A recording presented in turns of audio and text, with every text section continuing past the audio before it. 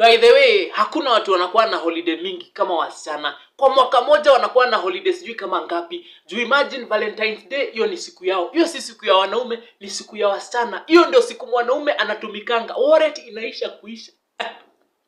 Alafu from hapo atakuwa sijui na Girlfriend's Day, International Women's Day, atakuwa na Mother's Day, atakuwa na siku yake ya birthday. Kwanza usiwahi fanya makosa, una date msichana na umesahau siku yake ya birthday. Yaani wewe umesahau siku yake ya birthday na amekuwa na wewe hadi amekukumbusha kwa status na wanaanza kukukumbusha 5 days earlier. It's my birthday in 5 days. Anaanza kufanya hadi countdown. Na wewe mwanaume unaamka hiyo asubuhi unamwambia hata siku anakumbuka. Wanaume si wanakuwa na guts. Wanaume si wanakuwa na guts. So you can imagine birthday yake hiyo ni siku moja haufai kusahau. So imagine kama una date msichana, uko na hiyo siku ya Valentine's ni umewekewa, siku ya Mother's Day ni umewekewa, hata kama hana mtoto, International Women's Day ni umewekewa, siku ya Girlfriend's Day ni umewekewa, na siku yake ya birthday ni umewekewa.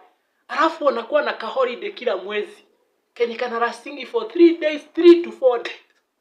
Kuna holiday wanakuanga nako, lakini ako hawakapendi sana. Kanakuwa kila mwezi. Hako hawakapendi sana.